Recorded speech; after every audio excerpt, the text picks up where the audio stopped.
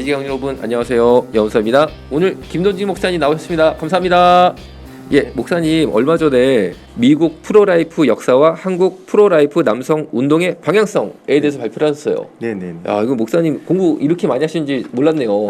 아니 많이 하지는 않아요. 이거 막 목사님 원래 제가 참 존경하지만 네. 더 새롭게 보입니다, 목사님. 아닙니다. 예, 좀 말씀 좀 들어보려고요. 네네.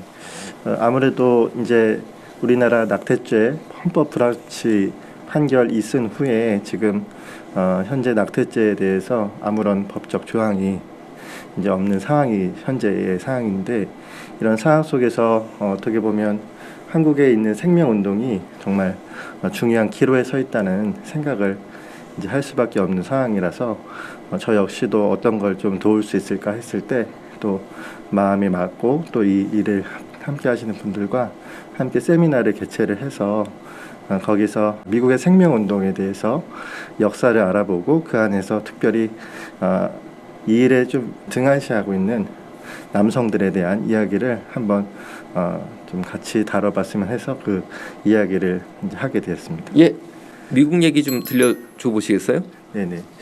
아무래도 미국이 우리나라보다 50년 정도 이 낙태죄에 대한 부분을 먼저 이제 건드리게 되는 상황이었는데, 1973년도 로데웨이드 판결 이후에 이제 미국은 프로 초이스, 그러니까 자기 결정권이 먼저인 나라로 그렇게 나가게 됐는데요.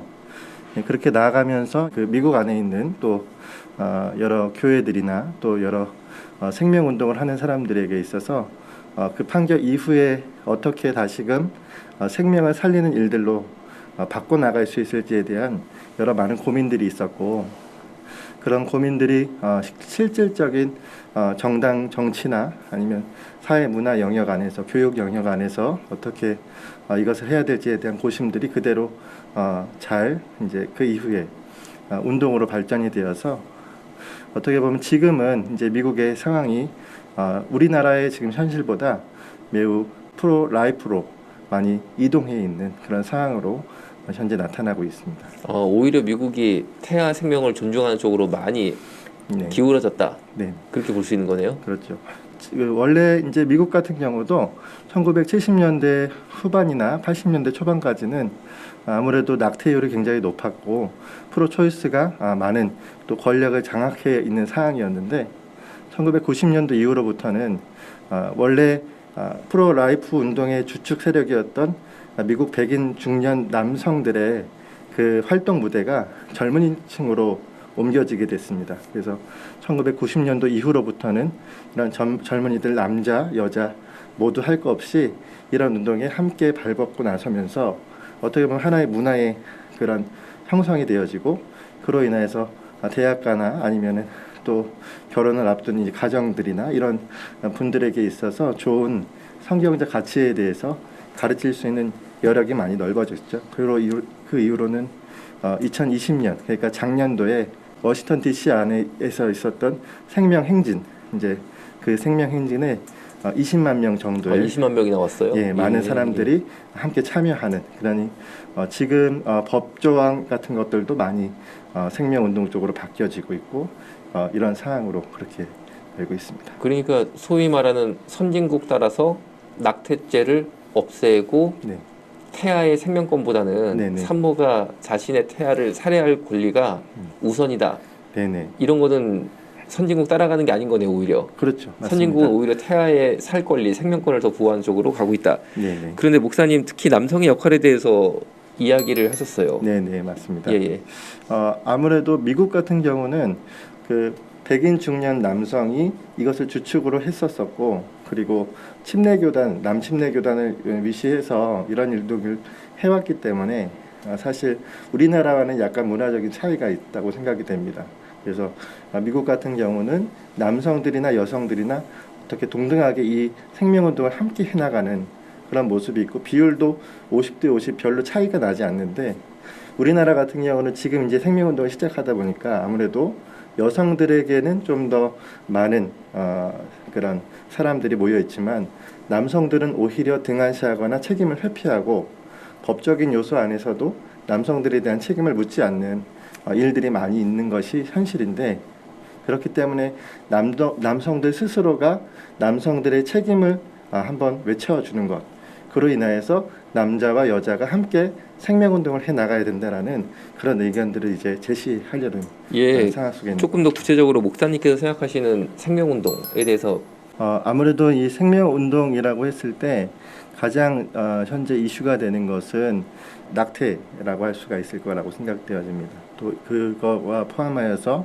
또 생명과 관련되어진 또 장애 안아 이런 부분에 대한 부분도 마찬가지겠지만 이 낙태에 대한 부분에 있어서 첨예하게 대립하는 것이 모든 나라에서 다 동일하게 일어나고 있는 현상인 것 같아요. 근데 중요한 건 무엇이냐면 이것이 결국 가정과도 연관되어지는 것이겠고 또 함께 이 전체의 나라의 구성원으로서 어느 때까지가 생명으로 여기는가라는 가장 중요한 사안이기 때문에 이런 부분에서 교회가 또 성경적인 입장을 개진하고 또 의학적인 입장에서의 의견도 제시해야 되겠고 윤리적인 입장들, 교육에 대한 부분들도 함께 얘기를 했을 때 결국 종합적으로 우리가 생각해 보아도 생명에 대해서는 우리가 이미 그 수정된 이후부터는 생명이라고 하는 것을 우리가 놓지 않아야 된다라는 것이 사실이라고 저는 생각을 합니다. 예, 그리고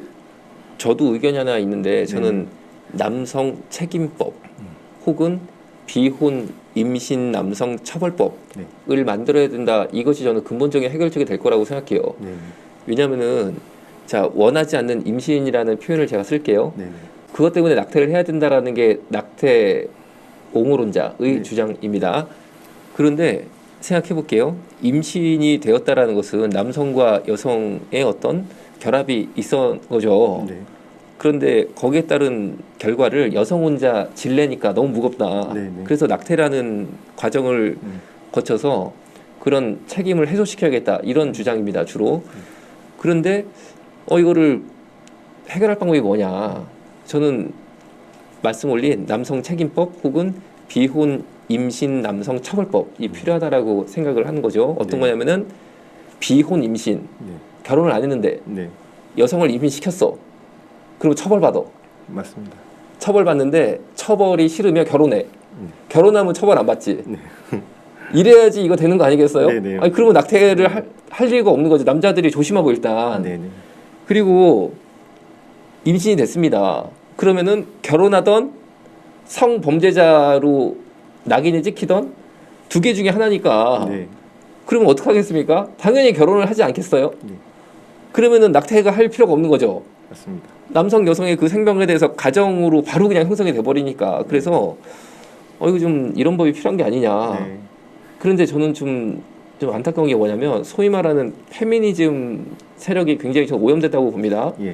소위 말하는 여성을 위한다는 페미니즘을 하신다는 분들이 남성 책임법에 대해서는 얘기를 안 한다는 거죠. 그리고 애만 죽이자 이렇게 나오니까 이거 저 무슨 생각까지 드는지 아세요, 목사님? 아니 이분들이 무슨 낙태 시술자들 로비를 받았나? 뭐 낙태 산업자들한테 로비를 받아가지고 자꾸 그쪽으로만 막 끌고 가나? 아니 진짜 여성을 위한다면은 남성 책임법을 만들어. 저는 그거 수용할 생각이 있거든요. 남자로서. 맞습니다. 아니 우리 둘이 목사님 대표 저 부대표 할까요? 아니 해가지고 야 너 결혼도 안 했는데 네가 이 여자애를 임신시켰어? 너 결혼할래? 아니면 인생 빨간 줄로 가볼래? 저는 그렇게 할 생각이 있거든요, 정말로. 몰라도 내가 남자한테 돌 맞을 줄 몰라도 난 그게 맞다고 생각하니까. 그렇게 해가지고 여성을 보호하면서 태아를 보호하면서 가정으로 가게 만드는 게 올바른 페미니즘이라고 저는 생각하는데 무조건 낙태만 시키자는가. 저는 그분들 뒤에 혹시나 그렇죠? 낙태 산업자들의 로비가 있는 거 아니야 이거? 왜냐하면 생각해보세요. 낙태 산업으로 큰 돈을 만지는 분들은 남성 책임법이 입법이 되는 순간 남자들이 상당히 조심합니다.